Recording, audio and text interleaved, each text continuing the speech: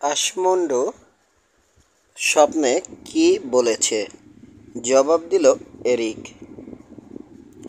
মৃত্যু জীবন, ভালোবাসা আর বিশ্রামের দ্বার উন্মোচন করে মাত্র। শোনো গাদ্রাদা, ওডিন সারা পৃথিবীর ঈশ্বর নয়। লন্ডনে থাকতে পবিত্র একজন মানুষের মুখে শুনেছি আমি অন্য এক ঈশ্বরের কথা, যে বলি পছন্দ করে না। ভালোবাসাই যার একমাত্র ধর্ম। কি নাম সেই ঈশ্বরের এরিক? তার নাম যিশু, অনেকেই তার অনুসারী। আহ, আমি যদি তার দেখা পেতাম। রক্তপাত আর ভালো লাগে না। শপথ করো এরিক, আমি যদি মারা যাই আত্মরক্ষা ছাড়া আর কোনো কারণে মানুষ হত্যা করবে না। শপথ করছি, বলল এরিক। রক্তপাত দেখতে দেখতে আমিও ক্লান্ত। সারা পৃথিবীটাই দুঃখে ভরা, ঠিক আমাদের ভাগ্যের মতো। তবু বেঁচে থাকার কোনো তুলনা হয় না। কত দুঃখ অতিক্রম করে আজকে সুখের মুখ দেখেছি আমরা। হ্যাঁ এরিক, বেঁচে থাকার কোনো তুলনা হয় না। কিন্তু কেন যেন মনে হচ্ছে ধীরে ধীরে আমাদের দিকে এগিয়ে আসছে মৃত্যু। এক কাজ করো, তুমি আর স্কালাগ্রিম অস্ত্রশস্ত্র নিয়ে সজাগ থাকো। হলঘরে যেন কিসের একটা শব্দ হলো। লাভ নেই, মাথা ঝাঁকালো এরিক। ভাগ্যে যা আছে তা হবেই। তবু তুমি যখন বলছো, উঠছি আমি। উঠতে গেল এরিক, কিন্তু পারল না।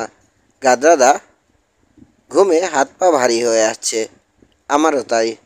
চোখ আপনা আপনি বুজে আসতে চাইছে। এই ঘুমের মাঝেই হয়তো নেমে আসবে মৃত্যু। হয়তো। এরিকের গলা যেন ভেসে এলো কোনো সুদূর থেকে।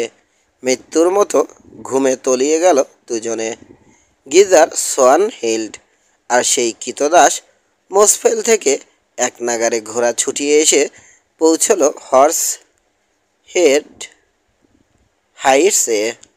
চাঁদ ওঠার অপেক্ষায় ওখানে খানিকটা সময় কাটালো তারা। তারপর কঠিন চোখে সোয়ান হিল্ড তাকালো কৃতদাসটার দিকে। এখান থেকে একটা রাস্তা গেছে ওয়েস্টম্যানে, যেখানে গাদ্রাদার জাহাজটা নোঙর করা আছে। আমাদের যে লোকগুলো জাহাজটার উপর নজর রাখছে, তুমি গিয়ে তাদের বলবে ভোরের আগে অবশ্যই যেন তারা একবার তল্লাশি চালায় জাহাজে। যদি এরিককে পায় তৎক্ষণাৎ যেন হত্যা করে। কাজটা অত সহজ হবে না, বলল কৃতদাস। আর যদি গাদ্রাদাকে পায় তাহলে যেন বন্দি করে রাখে। কিন্তু কাউকে না পেলে নাবিকদের দু চারজনকে খুন করে, বাদ বাকি সবাইকে তাড়িয়ে দিয়ে যেন পুড়িয়ে দেয় জাহাজটা। অন্যের জাহাজ পোড়ানো খুব খারাপ, বলল গিজার। ভালো হোক আর খারাপ, করতেই হবে কাজটা। তুমি আইনজ্ঞ মানুষ, পরিস্থিতি সামাল দেওয়ার বুদ্ধি বের করতে হবে তোমাকেই। ঘোড়া ছোটালো কৃতদাসটা সোয়ানহিল্ডের দিকে ফিরে। গিজার বলল, এবার কোথায় যাব আমরা? মেদাল হবে। এরিক আর স্কলাগ্রিম থাকলে সে জায়গা এখন নেকড়ের গুহা। আমি ওই দুজনের সাথে কুলিয়ে উঠতে পারবো না। দুজন কেন, তুমি একজনের সাথেও পারবে না। সত্যি বলতে কি, এরিকের ডান হাতটা যদি কেটেও নেওয়া হয়, বাম হাতেই তোমাকে খতম করে ফেলবে ও। তবে এরিক যদি ওখানে থাকে, ওকে মারার একটা বুদ্ধি খুঁজে নেব আমি। ঘোড়া ছোটাতে ছোটাতে এরিক আর স্কালাগ্রিমের কথা ভেবে অন্তরাত্মা কাঁপতে লাগলো গিজারের। মিদাল হপে পৌঁছতে ঘোড়ার পিঠ থেকে লাফিয়ে নামলো সোয়ানহিল্ড। আস্তবলের কাছে গিয়ে দেখলো জিন পরিয়ে প্রস্তুত রাখা হয়েছে দুটো ঘোড়া আর একটা গেল্ডিংকে। পাখি ভেতরেই আছে, ফিসফিস করে বলল সোয়ানহিল্ড। এখন শুধু ধরার পালা। জাহাজে মুখোমুখি হলে হতো না? জানতে চাইল গিজার। তুমি একটা গর্ধব, পিঠে পিঠ ঠেকিয়ে যদি লড়াই শুরু করে এরিক আর স্কলাগ্রিম, কত লোক মারা পড়বে একবার ভেবে দেখেছো? ঘুমন্ত অবস্থায় ওদের আর কখনোই পাওয়া যাবে না। ঘুমন্ত মানুষকে হত্যা করা লজ্জার ব্যাপার, বলল গিজার। ওরা আউটল, জবাব দিল সোয়ানহিল্ড। শোনো গিজার, হত্যা করতে যদি ব্যর্থ হও তুমি, বিয়ে তো করবই না, মুখ পর্যন্ত দেখব না তোমার, সবার সামনে ডাকবো কাপুরুষ নামে। চুপ করলো গিজার। সোয়ানহিল আবার বলল, দরজা দিয়ে ঢোকার চেষ্টা করে কোনো লাভ নেই, ওগুলো খুবই শক্ত, ভাড়ারের জানালা দিয়ে ঢোকা যাবে। ছোট থাকতে আমরা ওদিক দিয়ে ঢুকতাম। এসো। দেয়ালের আড়ালে আড়ালে এগোতে লাগলো সোয়ানহিল, পিছু পিছু গিজার। ভাড়ারের কাছে গিয়ে উল্লসিত হয়ে উঠল সে। দু দুটো দরজাই হ্যাট করে খোলা। জানালার উপর দিয়ে উঁকি মেরেই পিছিয়ে এলো সোয়ানহিল। সাবধান, স্কলাগ্রিম ঘুমাচ্ছে ভেতরে, দোহাই ঈশ্বরের, যেন জেগে না যায়। বলেই যাবার জন্যে ঘুরে দাঁড়ালো গিজার, কিন্তু তার একটা বাহু ধরে ফেলল সোয়ানহিল। জানালায় আবার উঁকি মেরে হাসল। ভয়ের কিছু নেই, মদের চুর হয়ে ঘুমাচ্ছে শয়তানটা। এবার গিজার উঁকি দিল জানালা পথে। সারা মেঝেতে ছড়িয়ে আছে এল, তার মাঝখানে শুয়ে নাক ডাকাচ্ছে স্কলাগ্রিম। বাম হাতে একটা মগ, কিন্তু কুঠারটা এখনো ডান হাতে ধরা। ঢুকতে হবে ভেতরে, বলল সোয়ানহিল। একটু ইতস্তত করলো গিজার, কিন্তু শেয়ালের মতোই এক লাফে গরধীন জানালা দিয়ে ভেতরে ঢুকে পড়ল সোয়ানহিল। অজ্ঞাত অজ্ঞাত গিজারও গেল পিছু পিছু। প্রথমে নিজের তরবারি, তারপর স্কলাগ্রিম। সবশেষে সোয়ানহিলের দিকে তাকালো সে। না, বলল সোয়ানহিল ফিসফিস করে, ওকে শুয়ে না। হঠাৎ চিৎকার করে উঠলে মহা ঝামেলায় পড়ে যাব। ওর ভেতরে যে বস্তু গেছে তার গুণেই মরার মতো পড়ে থাকবে আরও অনেকক্ষণ। এসো আমার পিছু পিছু। গিজারের হাত ধরে এগিয়ে নিয়ে চলল সোয়ানহিল। এমনিতেই অন্ধকারে দেখতে পায় না সে, তার উপর জায়গাটা পরিচিত। এমনিতেই অন্ধকারে দেখতে পায় সে, তার উপর জায়গাটা পরিচিত, ফলে অনায়াসেই এসে পৌঁছল হলঘরে। কেউ নেই কোথাও, আগুনও নেবু নেবু, শুধু কাঠের দুটো টুকরো জ্বলছে রাগত্ব দুই চোখের মতো। গাদরাদার ঘরের পাশে এসে কান পাতল সোয়ানহিল, কিন্তু শুনতে পেল না কিছুই। হঠাৎ গিজারের পা লেগে নড়ে উঠল একটা বেঞ্চ। ঘরের ভেতর থেকে ভেসে এলো গুঞ্জন, আর তার পরপরই চুমোর শব্দ। রাগে কাঁপতে লাগলো সোয়ানহিল। ঠিক সেই সময়ে গিজার শুনল, এরিক বলছে উঠছি আমি। পালাবার জন্যে পা বাড়ালো গিজার, কিন্তু পিছন থেকে তার একটা হাত ধরে ফেলল সোয়ানহিল। ভয় পেও না, ফিসফিস করে বলল সে, শিগগিরই ঘুমের অতলে তলিয়ে যাবে ওরা। গিজার দেখল ক্রমেই অস্বাভাবিক উজ্জ্বল হয়ে উঠছে সোয়ানহিলের চোখজোড়া। একসময় আলো সামান্য কমে এলো সে চোখের, পরক্ষণেই আবার আগুনের মতো জ্বলে উঠল দপ করে। হিংস্র স্বরে হিসিয়ে বলতে লাগলো সোয়ানহিল, ঘুমোও গাদরাদা, ঘুমোও। যে শক্তি রয়েছে আমার ভেতরে তার সাহায্যে আদেশ করছি, তলিয়ে যাও তুমি ঘুমের অতলে। এরিক ব্রাইটিস, ঘুমিয়ে পড়ো এই মুহূর্তে। যে পাপের বন্ধনে আবদ্ধ হয়েছি আমি, সে পাপ তোমাকে আচ্ছন্ন করুক ঘুমে। এবার তিনবার উপরে হাত ছুঁড়ে সে বলল, ভালোবাসা এখনই রূপান্তরিত হোক ঘুমে। ঘুম পৌঁছে দিক মৃত্যুর দুয়ারে, মৃত্যু হাত ধরে নিয়ে যাক নরকে। স্বাভাবিক হয়ে এলো সোয়ানহিলের চোখ। চাপা হাসি হাসলো সে। এরিকের তরবারির ভয় আর নেই তোমার গিজার। সূর্য ওঠার আগে আর জাগতে হচ্ছে না ওকে। কি ভয়ঙ্কর! কেঁপে উঠল গিজার আতঙ্কে।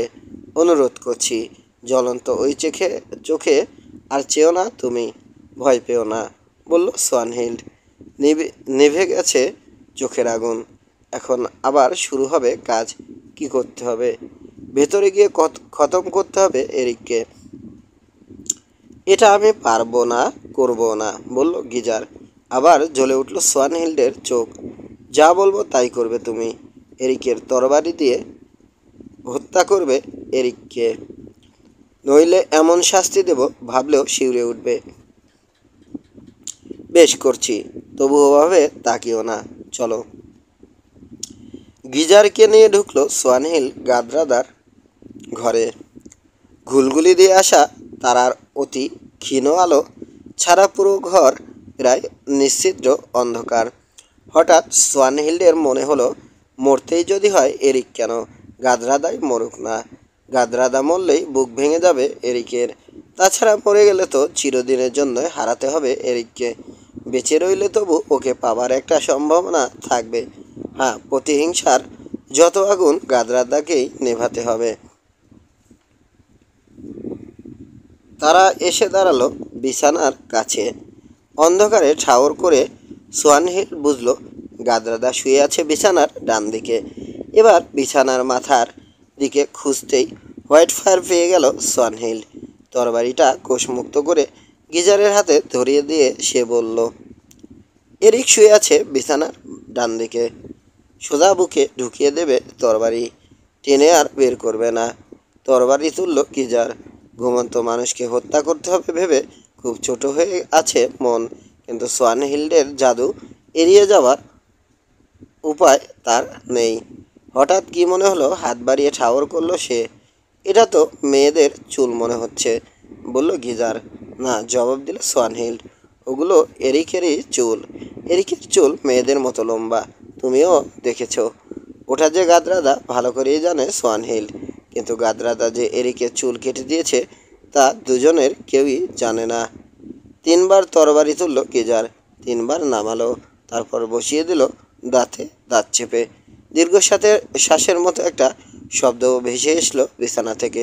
সামান্য আক্ষেপের পর স্থির হয়ে গেল দেহটা। কাজ শেষ, বলল গিজার। আবার ঠাউর করলো সোয়ানহিল্ড। হাত ভিজে গেল উষ্ণ রক্তে। ঝুঁকে পড়তেই দেখলো গাদরাদার স্থির চোখ চেয়ে রয়েছে তার দিকে।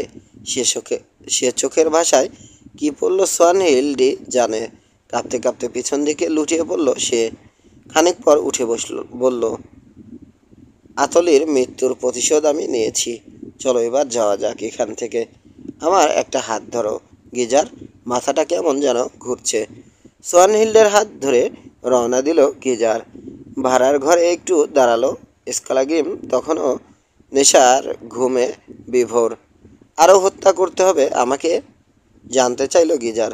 না, জবাব দিল সোয়ানহিল্ড। রক্ত দেখতে দেখতে এখন আমি ক্লান্ত, শয়তানটাকে ছেড়ে দাও।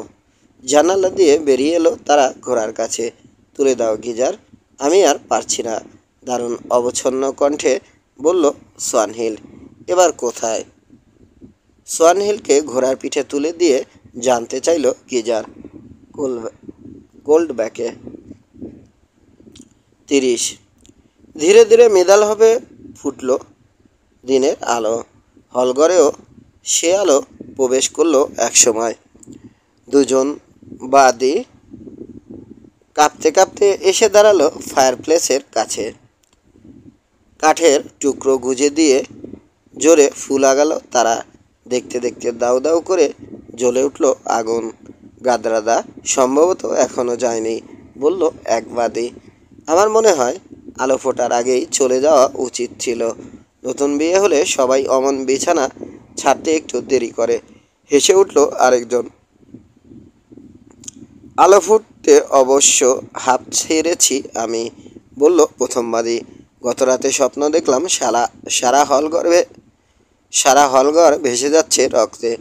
এরিক আর গাদরাদার এখান থেকে চলে যাওয়াই ভালো, জবাব দিল অন্যজন। অনেক রক্তপাত হয়েছে ওদের ভালোবাসার কারণে। যা বলেছ। দীর্ঘশ্বাস ছাড়ল প্রথমবাদী। আসমন্ড যদি সাগর তীরে দেখা না পেত গ্রোয়ার, এত দুর্ঘটনার কোনোটাই ঘটত না। পুরোহিত যেদিন গ্রোয়াকে নিয়ে আসে মিদালহপে, মনে আছে সেদিনের কথা? বেশ মনে আছে, জবাব দিল দ্বিতীয়বাদী। যদিও আমি তখন নেহাতই ছোট। গ্রোয়ার সঙ্গে খুব মিল আছে সোয়ানহিল্ডের চাহনির। মা আর মেয়ে, দুই ডাইনি মিলে কি অশুভই না করে তুলল শান্তির এই দেশটা। আমার স্বামী মারা পড়ল তরবারির আঘাতে। দু ছেলে মরল এরিকের পক্ষে লড়তে গিয়ে। মরল উন্না প্রভু আসমুন্ডু বিয়ন। একদিন যাকে ঘুম পাড়িয়েছি কোলে করে, সেই গাদরাদাও আজ আমাদের ছেড়ে বেরিয়ে পড়ছে সাগর যাত্রায়। আমারও যাওয়ার ইচ্ছে ছিল, কিন্তু মেয়েকে ছেড়ে যেতে পারছি না। তবে মনে হচ্ছে মরলেই বুঝি ভালো হতো। ভেবো না, মরার জন্যে খুব বেশি অপেক্ষা করতে হবে না তোমাকে, বলল কম বয়সী প্রথম বাদী। চোখ না মেললেও ধীরে ধীরে ঘুম পাতলা হয়ে আসতে লাগলো এরিকের। হঠাৎ কানে এলো বাদীদের চিৎকার, মারা গেছে, মারা গেছে, মারা গেছে। চোখ খুলল এরিক, কিন্তু প্রায় সাথে সাথেই বাধ্য হলো বন্ধ করতে। খোলা তরবারির মতো দারুণ একটা উজ্জ্বল ঝাপটা মেরেছে তার চোখে। কিছুক্ষণ পর মিটমিট করে আবার চোখ মেলল এরিক। হ্যাঁ, একটা তরবারি তো খাড়া হয়ে আছে বিছানার উপর। সোনার হাতলটা যেন ঠিক হোয়াইট ফায়ারের হাতলের মতো। স্বপ্ন দেখেছে কিনা ভেবে তরবারিটা স্পর্শ করার জন্য হাত বাড়ালো এরিক। সারা হাতে জমাট বেঁধে আছে চাপ চাপ রক্ত। চকিতে মনে পড়ল গাদ্রাদার কথা। মুহূর্তে উঠে বসে তাকালো সে পাশে। ফায়ারপ্লেসের পাশের বাদে দুজনের কানে এলো ভারী একটা পতনের শব্দ। কিসের শব্দ ওটা? বলল এক বাদী। এরিক লাফিয়ে উঠেছে বিছানা থেকে, বলল অপরজন। কথা শেষ হতে না হতেই টলতে টলতে সেখানে এসে উপস্থিত হলো এরিক। পরনে তার রাতের পোশাক, বাম পাশটা রক্তে লাল, আতঙ্কে চোখ দুটো বিস্ফারিত, মুখ বরফের মতো সাদা। থেমে বাদী দুজনের দিকে তাকিয়ে কি যেন বলতে চাইল সে, পারল না। ভয়ে পিছিয়ে গেল বাদী দুটো। এবার টলতে টলতে এগোলো এরিক ভাড়ারের দিকে। দরজা দুটো দুদিকে হ্যাট করে খোলা। মেঝেতে শুয়ে নাক ডাকাচ্ছে স্কলাগ্রিম। এক হাতে তখনও কুঠারটা ধরা, আরেক হাতে মগ। এক নজরেই সব বুঝে নিল এরিক। জাগো মাতাল! তার চিৎকারে যেন কেঁপে উঠল পুরো ঘরটা। জেগে দেখো তোমার কাণ্ড। উঠে বসে হাই তুলল স্কলাগ্রিম। বিশ্বাস করো, ভনভন করে ঘুরছে মাথাটা। এল দাও, তৃষ্ণায় বুকটা আমার ফেটে যাচ্ছে। যে দৃশ্য আমি তোমায় দেখাবো, বলল এরিক, জীবনে তুমি আর এল স্পর্শ করতে চাইবে না। স্কলাগ্রিম দাঁড়ালো, মুখটা হা হয়ে গেছে। কি বলতে চাও প্রভু? রওনা দেবার সময় হয়েছে। তোমার পোশাকেই বা রক্ত কেন? এসো আমার সঙ্গে, এসে দেখে যাও তোমার কাণ্ড, বলল এরিক। না জানি কী দৃশ্য দেখতে হবে ভেবে ভয়ে ভয়ে ব্রাইটেজের ব্রাইটিসকে অনুসরণ করলো স্কলাগ্রিম। নেশা তার সম্পূর্ণ কেটে গেছে। হলঘর পেরিয়ে বিছানার পাশে এসে পৌঁছলো এরিক। এক টানে ছিঁড়ে ফেলল পর্দা। সারা ঘর ভেসে গেল আলোর বন্যায়। স্পষ্ট দেখা গেল বিছানায় স্থির হয়ে শুয়ে রয়েছে গাদ্রাদা। হোয়াইট ফায়ার এফোর ওফর করে দিয়েছে তার হৃৎপিণ্ড। মাতাল, দেখো তোমার কাণ্ড! আবার চিৎকার ছাড়ল এরিক। পিছে পিছে যেসব মহিলা এসেছিল গুঙে উঠল সবাই। তোমার জন্যই এই কাণ্ড ঘটেছে, বলল এরিক। মাতাল হয়ে ঘুমে অচেতন ছিলে তুমি, সেই সুযোগে বাড়িতে ঢুকে পড়েছে শত্রুরা। বলো, কি পারিশ্রমিক এর জন্য দেয়া যাবে তোমাকে? পারিশ্রমিক প্রভু, একটাই, মৃত্যুদণ্ড। এক হাতে চোখ ঢাকলো স্কালাগ্রিম, আরেক হাতে কুঠারটা এগিয়ে দিল এরিকের দিকে। কুঠারটা নিল এরিক। চিৎকার ছেড়ে পালিয়ে গেল সমস্ত মহিলা।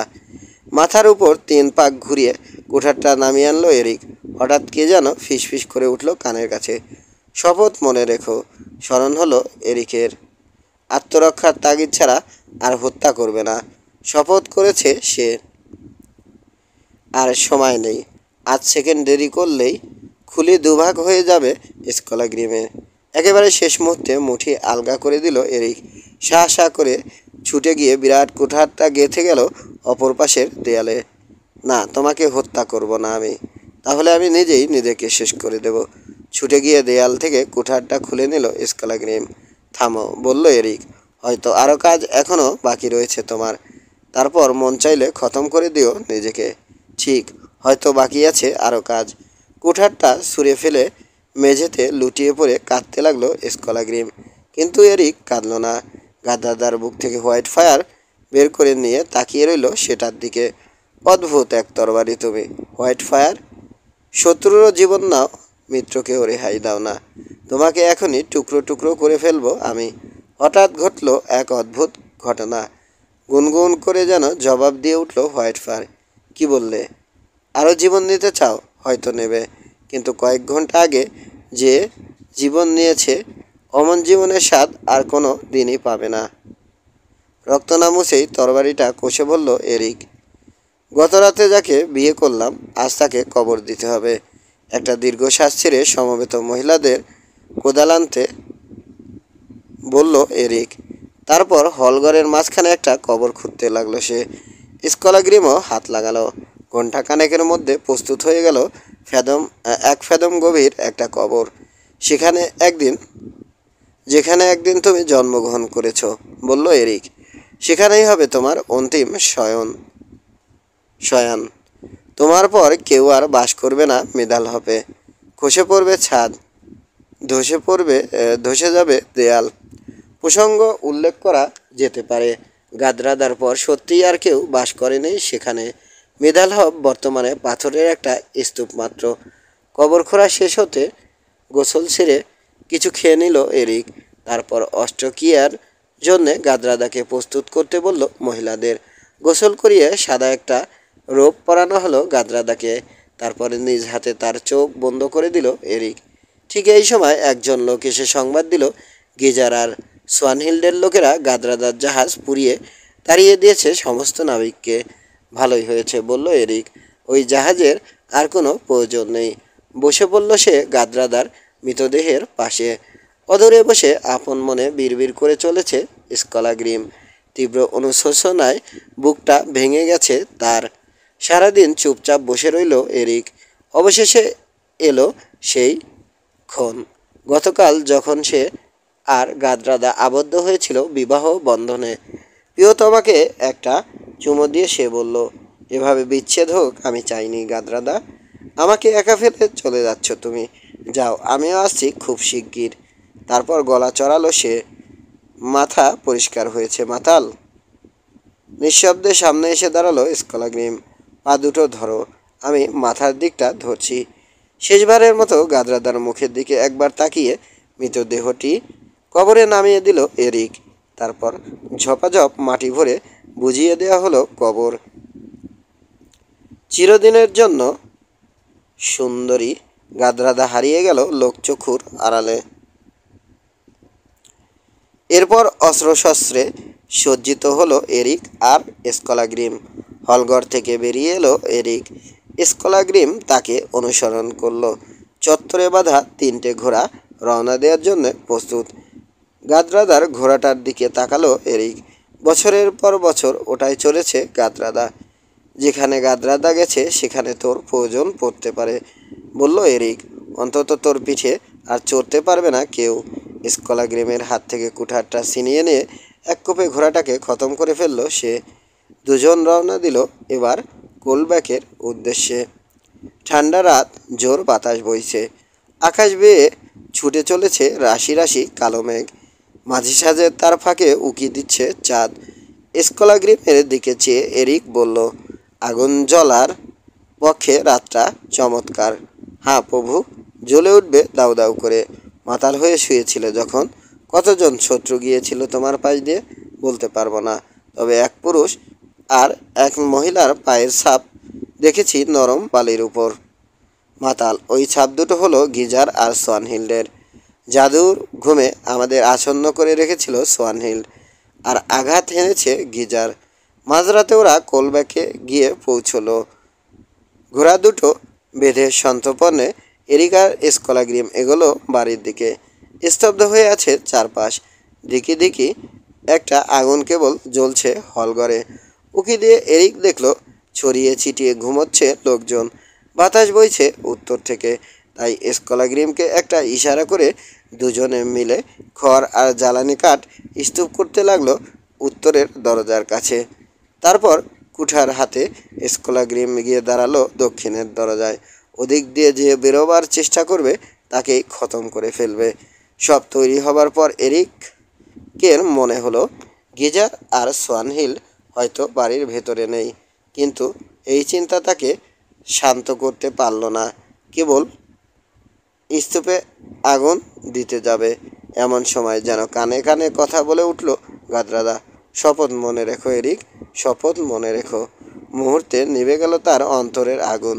ওরা বরং মোষ ফেলেই মুখোমুখি হোক আমার, বলল সে। এভাবে কাপুরুষের মতো ওদের পুড়িয়ে মারব না। অপরাধীদের সঙ্গে অনেক নিরপরাধও মারা যাবে।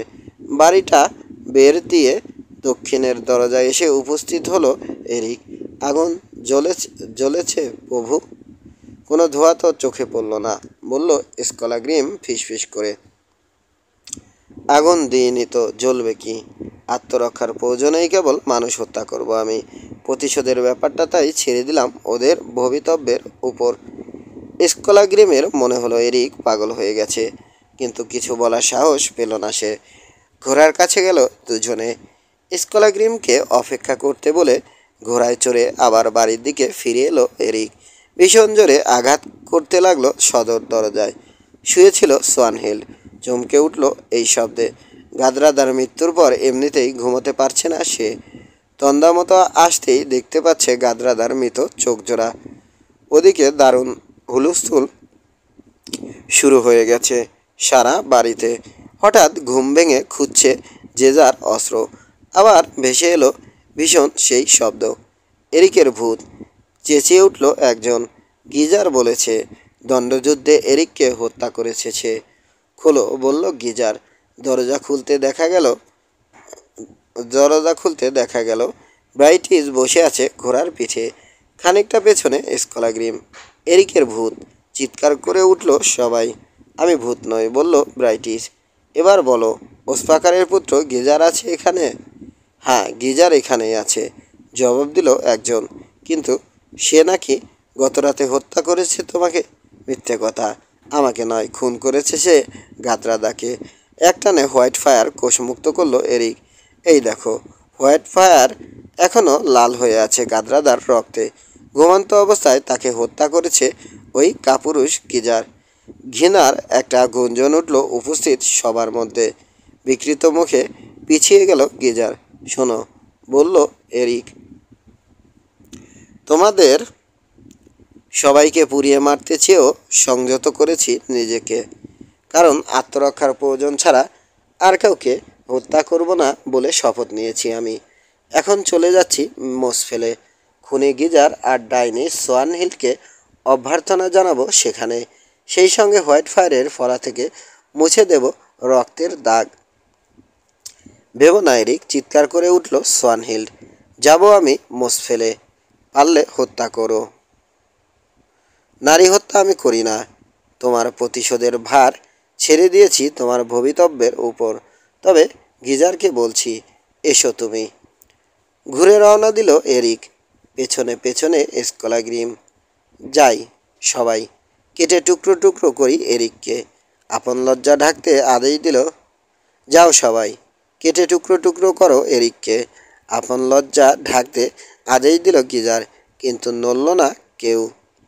31। নিরাপদেই মোসফেলে ফিরল এরিক আর স্কলাগ্রিম। ফেরার পথে কোনো কথা হলো না দুজনের। মাতলামির ফলে যে দুঃখজনক ঘটনা ঘটে গেল সেজন্যে অনুশোচনায় দগ্ধ হলো স্কলাগ্রিম, আর এরিক ডুবে রইল গাদ্রাদার চিতিতে। মোসফেলে পৌঁছতে নিজের 4 জন লোকের দেখা পেল এরিক, যাদের দুজনকে সোয়ানহিল্ডের লোকেরা তাড়িয়ে দিয়েছিল গাদ্রাদার জাহাজ থেকে। দেখা হলো জনের সঙ্গেও। শত্রুদের কাছে মুখ খুলে এরিককে বিপদের মুখে ঠেলে দিয়েছে সে কথা বলতে বলতে কান্নায় ভেঙে পড়ল জন। একটুও না রেগে শান্ত স্বরে এরিক বলল, এতে তোমার কোনো অপরাধ হয়নি জন। সাহসী তুমি কখনোই ছিলে না। কথাগুলো স্বীকার না করলে বরং অত্যাচার হতো তোমার উপর। তাছাড়া আমি একজন হতভাগ্য মানুষ। আমার অদৃষ্ট পরিবর্তন করার সাধ্য তো তোমার নেই। ঘুরে দাঁড়ালো এরিক, কিন্তু জনের কান্না থামল না। রাতে কোনো দুঃস্বপ্ন না দেখায় ভালো ঘুম হলো এরিকের। পরদিন সকালে নাস্তা সেরে স্কলাগ্রিম এবং অন্যান্য লোকদের ডেকে পাঠালো সে। সবাই উপস্থিত হবার পর হোয়াইট ফায়ারে ভর দিয়ে এরিক বলল, শোনো বন্ধুগণ, সময় আমার প্রায় ফুরিয়ে এসেছে। খুব ছোট এমন একটা জীবন কাটিয়ে বিদায় নিতে হবে আমাকে। আজও যার কোনো অর্থ খুঁজে পেলাম না। যাকে ভালোবাসতাম সে মারা গেল সোয়ানহিল্ডের জাদু আর গিজারের কাপুরুষতায়। এখন আমি যাব সেখানে যেখানে সে আমার জন্য অপেক্ষা করছে। যেতে পারলে খুশি হব, কারণ যাবতীয় আনন্দ বিদায় নিয়েছে জীবন থেকে। অশুভ এই পৃথিবী বন্ধুগণ, সব পথই রক্তে রঞ্জিত। রক্তপাত কম ঘটায়নি, কিন্তু মাত্র একটা জীবনই আমাকে তাড়া করে ফিরছে। সে জীবন আল আতলের। আমার পাপেই তাকে জীবন দিতে হয়েছে। তাছাড়া লড়াইটাও সম্পূর্ণ অসম ছিল। আপন রক্তে তার রক্ত মুছে দেব আমি, তারপর হয়ে যাব গল্পের বিষয়বস্তু। শীতের রাতে আগুন ঘিরে বসে আমার গল্প করবে আইসল্যান্ডের মানুষ। জীবন সাধারণত দুঃখেই কাটে, তারপর আজ হোক বা কাল হোক অন্ধকারে মিশে যায় সবার পৃথিবী। ঈশ্বর নির্দিষ্ট করে দিয়েছেন মৃত্যুর স্বাদ সবাইকে নিতেই হবে একদিন, কিন্তু আমি শপথ করেছি আমার জন্যে আর কাউকে ঠেলে দেব না মৃত্যুর মুখে। তবে সহজে তো মরব না, তাই ঠিক করেছি শত্রুর সাথে শেষ বড় লড়াই আমি একাই লড়ব। বিদায় বন্ধুগণ। গিজার বা সোয়ানহিলকে তোমাদের ভয় পাবার কিছু নেই। তাদের যত শত্রু তা সব আমার বিরুদ্ধে। যার যার গন্তব্যে চলে যাও তোমরা। মনে রেখো আমাকে, কিন্তু ভুলে যেও প্রতিশোধের কথা। মৃত্যুর প্রতিশোধ কেউ এড়াতে পারবে না। সব শুনে গুঙিয়ে উঠল উপস্থিত লোকেরা। বলল, লড়তে চায় তারা এরিকের পাশাপাশি, শুধু স্কলাগ্রিম রইল নিশ্চুপ। এরিক আবার বলল, তোমরা যদি না যাও নিজেকে শেষ করার জন্যে, এখনই আমি গিয়ে মুখোমুখি হব গিজারের লোকদের। এবার একে একে বিদায় নিতে লাগলো তারা। জন গেল সবার শেষে, রইল কেবল স্কলাগ্রিম। কিন্তু এতটাই অভিভূত হয়েছে সে যে কোনো কথাই বলতে পারল না। প্রসঙ্গত উল্লেখ্য, বুড়ো বয়সে বাড়ি বাড়ি গিয়ে এরিক ব্রাইটিজের বীরত্বের কাহিনী শোনাত জন। গল্প বলার অসাধারণ ক্ষমতার জন্যে তাকে সাদর অভ্যর্থনা জানাতো সবাই। তবে অন্য কারণও ছিল এর পিছনে। গল্প বলার সময় কিছুই গোপন করতো না সে। অতিরঞ্জিত যেমন করতো না বীরত্বব্যঞ্জক ঘটনা, ঠিক তেমনি নির্দ্বিধায় বর্ণনা করত আপন কাপুরুষতার কথা। অবশেষে এক তুষার ঝড়ের কবলে পড়ে মারা যায় জন। যাই হোক, সবাই চলে যাবার পর এরিক তাকালো স্কলাগ্রিমের দিকে। মাতাল, দাঁড়িয়ে আছো কেন এখনো? কিছুই তো পাবে না। অন্য কোথাও গেলে মদ জুটবে বরং। বিদায় হও এই মুহূর্তে। একা থাকতে চাই আমি। কেঁপে উঠল স্কলাগ্রিমের প্রকাণ্ড দেহটা। খানিক পর বলল সে ভারী গলায়, এরিকের মুখে এমন কথা শুনবো স্বপ্নেও ভাবিনি কখনো। কথা শোনার মতো কাজ আমি করেছি সত্য, তবু এসব তোমার মুখে মানায় না প্রভু। পাপ আমি করেছি, যে পাপে ভেঙে যেতে চাইছে বুকটা। কিন্তু পাপ কি তুমিও করনি কখনো? নিজের পাপের কথা একবার ভাবো, ভেবো এরিক, তারপর বিদ্রুপ করো আমাকে। বছরের পর বছর আমরা লড়াই করেছি একসঙ্গে, তাই শেষ বড় লড়াইটাতেও থাকতে চাই তোমার পাশে। ভালো শুধু তোমাকেই বেসেছি। নতুন প্রভু খোঁজার বয়সও আর নেই। তবু যদি যেতে বলো আমাকে যাব, যেখানে প্রথম পরাজিত হয়েছিলাম তোমার কাছে। সেই পাহাড় চূড়ো থেকে নিজেকে গড়িয়ে দেব নিচে। বিষণ্ণ দৃষ্টিতে দীর্ঘক্ষণ বেয়ার শার্কটার দিকে তাকিয়ে রইল এরিক। তারপর বলল, স্কলাগ্রিম লাম্বেস্টেইল, মানুষ হিসেবে সত্যি তুলনা হয় না তোমার। হ্যাঁ, পাপ আমিও করেছি, আর সেজন্যই আজ ক্ষমা করে দিলাম তোমাকে। যদিও কাদরাদা মারা গেছে তোমার কারণেই, এবং মরতে হবে আমাকেও। যদি মন চায় থাকো আমার পাশে।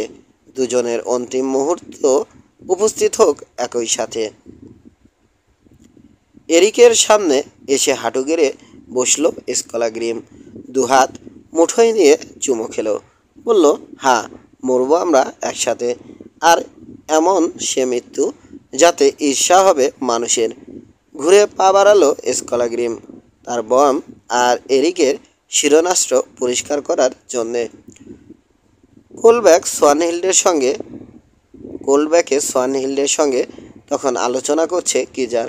তোমার কারণেই জীবনের সবচেয়ে বড় লজ্জার মুখোমুখি হয়েছি আমি, বলল গিজার। তোমার বুদ্ধিতেই আমি খুন করেছি ঘুমন্ত এক মেয়েকে। জানো, আমার নিজের লোকজন এখন আমার সঙ্গে কথা বলতে চাইছে না ভালো করে। গাদ্রাদাকে হত্যার জন্যে তুমি আমাকে দায়ী করতে পারো না, বলল সোয়ানহিল। সত্যিই আমি ওকে এরিক ভেবেছিলাম। আমি তোমার ভালোবাসার কাঙাল নই গিজার। ইচ্ছে করলে এই মুহূর্তে চলে যেতে পারো এখান থেকে। তীক্ষ্ণ দৃষ্টিতে হিল্ডের দিকে তাকালো গিজার। হাবভাবে মনে হলো এখনই চলে যাবে সে, কিন্তু যাবার শক্তি যে তার নেই সে কথা ভালো করেই জানে সোয়ানহিল্ড। পারলে চলে যেতাম, বলল গিজার অবশেষে, কিন্তু শুভ এবং অশুভ তোমার সব কিছুতেই জড়িয়ে গেছি আমি। এরিক জীবিত থাকা পর্যন্ত তোমাকে বিয়ে করব না আমি, বলল সোয়ানহিল্ড। গাদ্রাদা এখন মৃত, পরে এরিককে পাবার গোপন একটা ইচ্ছে আবার চারা দিয়েছে তার মাথায়। তাই এ কথার মাধ্যমে সে বোঝাতে চাইছে যে এরিক জীবিত থাকা পর্যন্ত আর কাউকে বিয়ে করার সম্ভাবনা তার নেই। কিন্তু গিজার বুঝলো উল্টোটা। ভাবলো এই কথা বলে এরিককে হত্যার জন্যে তাকে উদ্বুদ্ধ করতে চাইছে সোয়ানহিল্ড।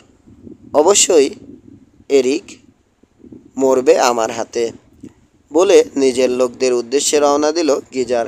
থমথমে মুখে বাইরের চত্বরে দাঁড়িয়ে আছে লোকজন। ঘুমন্ত গাদ্রাদাকে হত্যার লজ্জা যেন স্পর্শ করেছে তাদেরকেও। শোনো সঙ্গীগণ, বলল গিজার, অনিশ্বাস সত্ত্বেও একটা কাজ করার লজ্জা ঘিরে ধরেছে আমাকে। মারতে চেয়েছিলাম এরিককে, কিন্তু লক্ষ্যভ্রষ্ট হওয়ায় মারা পড়ল গাদ্রাদা। এরিককে হত্যার জন্যে কেটেল নামের এক বুড়ো ভাইকিংকে ভাড়া করেছে গিজার। এগিয়ে এসে সে বলল, পুরুষ হোক বা নারী, ঘুমন্ত অবস্থায় তাকে হত্যা করা কাপুরুষতার চূড়ান্ত। গিজার বুঝতে পারল সন্দেহ দেখা দিয়েছে সবার মনে।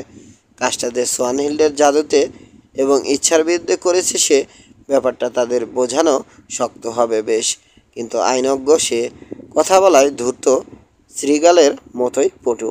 বলল, এরিক ব্রাইটিজের কথা সত্য নয়। তাছাড়া শোকে সে সময় মাথার ঠিক ছিল না তার। আসল কথা হলো আমি দাঁড়িয়েছিলাম সোয়ানহিল্ডের পাশে, অস্ত্রশস্ত্রে সজ্জিত হয়ে আমার মুখোমুখি হবার জন্যে আহ্বান জানাতে যাচ্ছি এরিককে।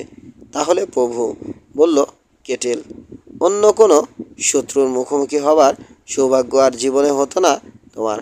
হঠাৎ কেটেলের কথা সম্পূর্ণ এড়িয়ে গিয়ে আবার বলে চলল গিজার। সাদা পোশাকে আবৃত একটা মানুষ বিছানা থেকে লাফিয়ে উঠে ছুটে এলো আমার দিকে। এরিক ভেবে আঘাত প্রতিহত করার জন্যে বের করলাম তরবারি, কিন্তু ওটা ছিল গাদ্রাদা। সুধা এসে পড়ল সে তরবারির উপরে। এই মৃত্যুর জন্যে আমাকে দায়ী করা চলে না। ঘটনাটা ঘটে যাওয়ার পর লোকজন জেগে আমাদের ধরে ফেলতে পারে এই ভয়ে পালিয়ে এলাম ওখান থেকে। গিজারের বক্তব্য শেষ হলো, কিন্তু লোকজনের চোখ থেকে মুছে গেল না সন্দেহের ছায়া। তারা জানে গিজার চরম মিথ্যাবাদী, কিন্তু এরিক কখনো মিছে কথা বলে না। আইনজ্ঞের কথা বিশ্বাস করা শক্ত, বলল কেটেল। এরিক খাঁটি মানুষ, তার বক্তব্য তোমার থেকে সম্পূর্ণ ভিন্ন। সুযোগ পেলে অবশ্য ছাড়ব না এরিককে, কারণ আমার এক ভাই মারা গেছে তার হাতে। তবু বলবো এরিক একজন খাঁটি মানুষ, তার বীরত্বেরও তুলনা হয় না। তরবারি ছাড়াই ওসপাকারের মতো লোককে খতম করে দিয়েছে সে।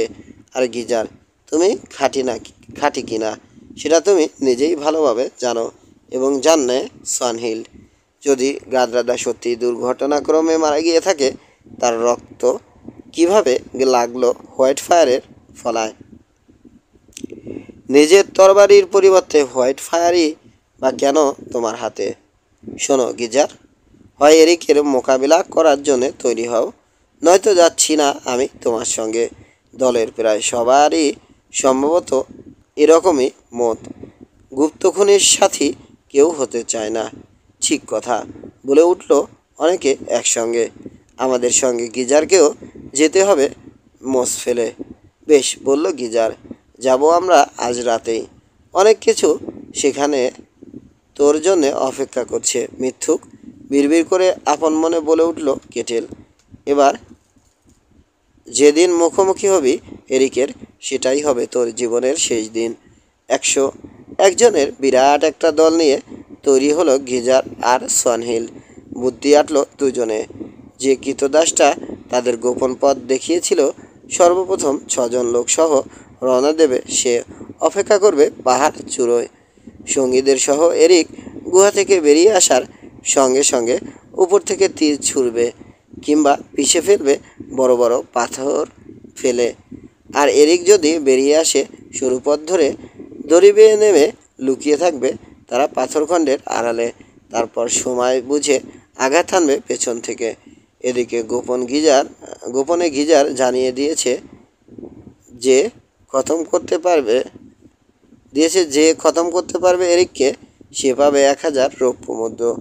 একা এরিকের মুখোমুখি হবার কথা গিজার কল্পনাও করতে পারে না। ওদিকে পুরস্কার ঘোষণা করেছে সোয়ানহিল্ড। তবে তার পুরস্কার পেতে হলে এরিককে বেঁধে আনতে হবে জীবিত। রাতেই রওনা হয়ে গেল 7 জনের প্রথম দলটা। পরদিন সকালে পৌঁছলো মোসফেলে।